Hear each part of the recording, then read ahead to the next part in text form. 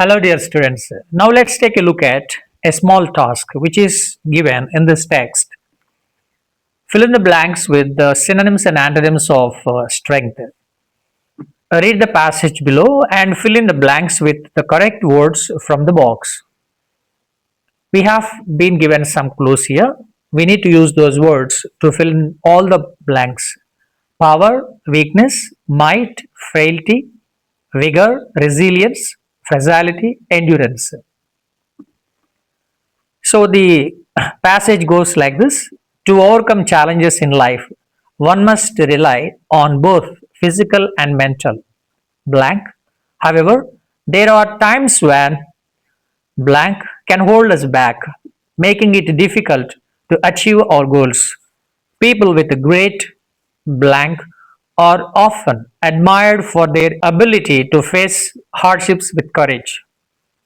On the other hand, blank and blank can make even simple tasks seem daunting.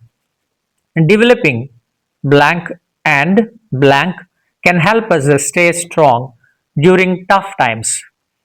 Remember, true strength is not just about blank, it is also about having the wisdom to adapt and persist.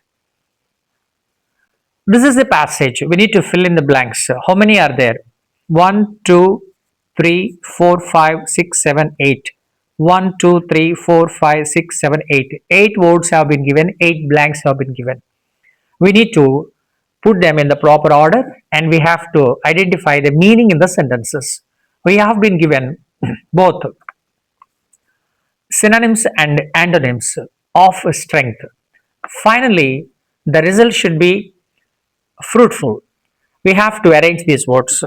The first one is power, the second one is frailty, the third one is vigor, and number 4, weakness, 5, fragility, 6, resilience, 7, endurance, 8, might. Please make a note of this passage and do this task. Firstly, you please plan your own idea. When you do not have any clarity about how you can go about it, please take the help of this video. This is going to be an effective task and it will give you some ideas how you can use and make sentences by using good synonyms and appropriate antonyms.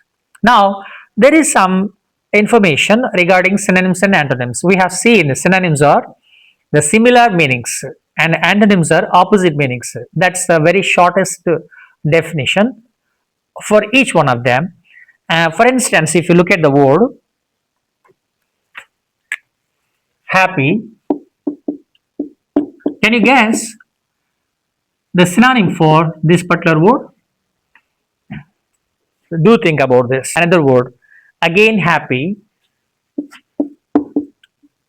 You need to find the antonym for this. What is the synonym for this happy? Maybe we can just write this word joyful. And how about this happy antonym, opposite word? It's very true that sad is the opposite word. There is a question as why we should learn synonyms and antonyms.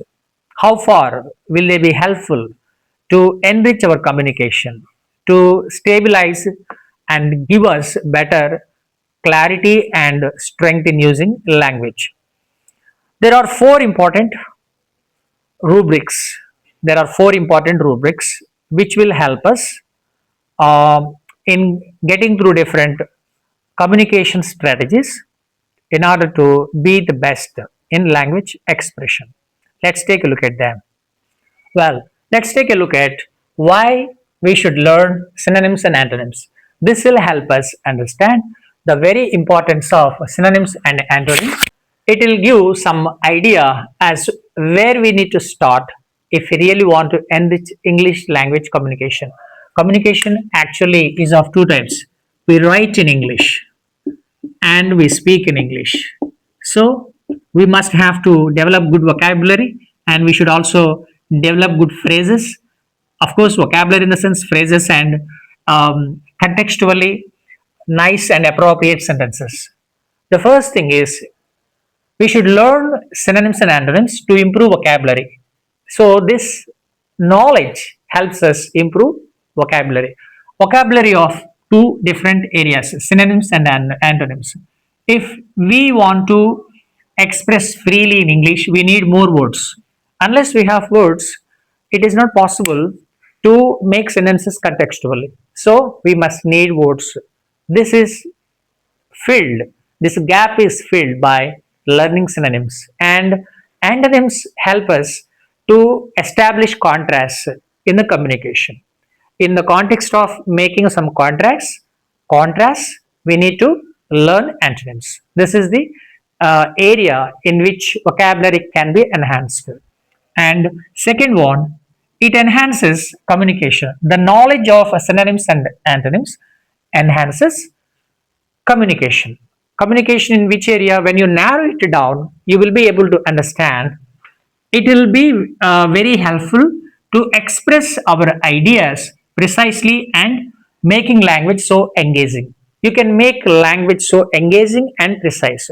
The listener would be very clear once communicated with good precision as well as engaging tone. There won't be any ambiguity, there won't be any confusion in the expression. The knowledge of synonyms and antonyms helps us in writing and speaking. Of course, these two are the two important parameters which have to be enriched with good stuff of synonyms and antonyms. Let's take a look at the 2 points. Writing interesting, speech impactful. By having a sizable amount of synonyms and antonyms with us in our repertoire, we can make our writing interesting. So, those who read the write ups that we create will be having some interest to go through. Similarly, speech will also become impactful. Impactful means very powerful because communication is a powerful vehicle which bridges the gap between two persons and two communities. If we want or if you want to make your writing interesting, you should be having a range of words with you. And if you want to make your speech so impactful, please do understand this is necessary that we should learn both synonyms and antonyms. And the fourth important use or the advantage of learning or having the knowledge of synonyms and antonyms is meanings for unfamiliar words. It aids in understanding text. In academics, you have to go through different subjects. The nomenclature or the jargon which is present with reference to the particular field or area of study, we sometimes may not have the complete knowledge about. In that context, we need some knowledge and exposure with words. By having complete understanding and awareness about different words which we have not known, similarly, and the words which we are not familiar with, in other words, unfamiliar words, by learning synonyms and antonyms, we can handle these two areas, particularly speaking area, because we will be able to comprehend the text and the production of the language will become very easy simultaneously. The communication becomes successful. There will not be any barrier. Okay, friends, in this particular video, we have seen the advantages of learning synonyms and antonyms. So, many a time students you ask, I would like to speak English effectively. I would like to speak English fluently. I would like to speak English spontaneously. I would like to speak English like a foreigner. Your dreams, objectives, and all your goals in English production, or let us say speaking or writing, can be definitely fulfilled if you give importance to learning synonyms and antonyms. Thank you so much for being so vigilant and enthusiastic to learn synonyms and antonyms, being part of your syllabus. Please do understand, if you do not invest your time as well as hope for the betterment of your life, no one can help you. You have to come forward and you must believe in yourself that anything could be possible with your determination and unflinching and extraordinary commitment. Why are you taking only back step? Please take action. Take an important decision to enrich your English communication. It is necessary you will absolutely participate in great group discussions and interviews in the future. If you are already getting ready to participate in the interviews, you will definitely have to deal with some tough guys who have good communication skills. Our financial background is not a constraint to learn English. Our parental educational background is not at all a constraint to learn English. It is only your commitment. So do not sit like a rock, work like clock. I wish you did it. Thank you so much. Have a great day.